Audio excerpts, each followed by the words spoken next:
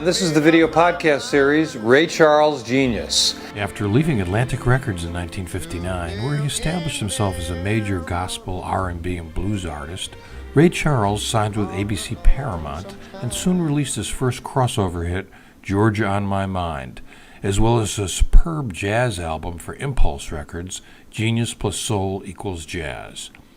In February of 1962, much to everyone's surprise, Ray then recorded an album of country western music for ABC. It's unheard of that an artist would switch genres and go from, like Ray did, from being the genius of soul and the creator of soul music to doing a country album. Sid Feller had told him, said, Ray, I don't think you should be doing this. This is, And Ray said, well, look, this is the music that I love. This is the stuff I like to do. I'm definitely going to do this. Sam Clark and the other ABC executives say, look, the people who enjoy this music do not want to hear you sing it. And the people who enjoy your music do not even listen to country music. For Ray, the genre barriers, the genre boundaries that would apply to certain radio formats or record stores and all that stuff really didn't mean anything to him. He was running the risk of alienating his already solid group of R&B and now jazz. He'd already recorded jazz at that time too.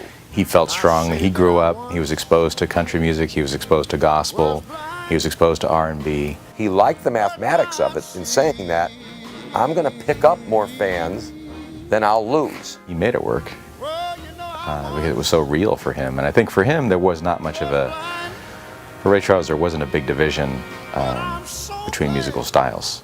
He also had an incredible amount of confidence that he could pull it off.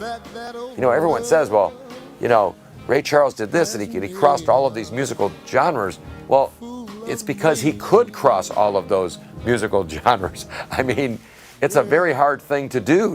If you set out to do it, it's very difficult, which is why a lot of people don't. What was it he used to say? Country and blues aren't just cousins, they're blood brothers.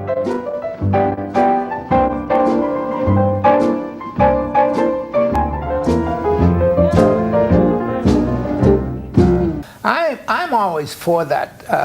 This business of artists listening to all kinds of music. I was riding in the car one day and I was listening to a Jimmy Rogers record.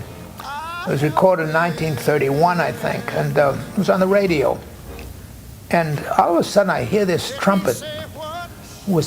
I said, that's the purest Louis Armstrong I ever heard. Who would be playing with Jimmy Rogers in 1931? It just happened to be Louis Armstrong. When I woke up this morning, found out I was sick of. Oh, yes, I did. Lord, I hung my arms. But Ray had always kind of leaned toward country and western. He liked the stories that country and western music gave him. Anything he did was Ray Charles, so it wasn't just country and western, it was Ray Charles's country and western. I'm afraid and shy. I let my chance go by. Chance that you might love me too. The RCA people used to come to Newport and they'd bring their country artists. I can't remember the names of everybody, but they loved jazz. And the songs, the changes, particularly the changes of the songs when Ray would sing, the sun's gonna shine in my backyard someday, that could have been a country song. And that's why he understood that music and could relate to it. Oh, I think Ray definitely elevated or widened country music with the release of modern sounds of country and western. I think he opened it up. He invited in a whole lot of people, R&B fans, gospel fans, welcome to the world of country, Ray Charles style. Many country artists believe that Ray Charles was perhaps the most important person in the history of country music, in that he took it to not only other parts of America, but he took it all over the world.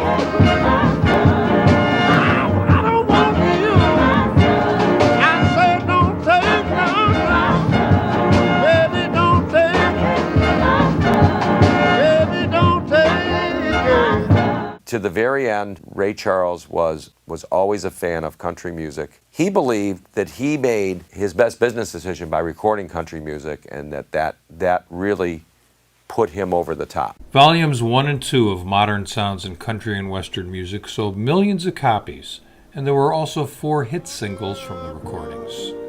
Ray Charles's musical integration of soul and country into a popular format resulted in an American music landmark, which helped transform racial boundaries and restraints in music. One of the most brilliant interpretive albums ever released, Modern Sounds did more to integrate modern American music and contribute to the civil rights movement than any other recording in history. This is Brett Premack, inviting you to join us again for the video podcast series, Ray Charles, Genius.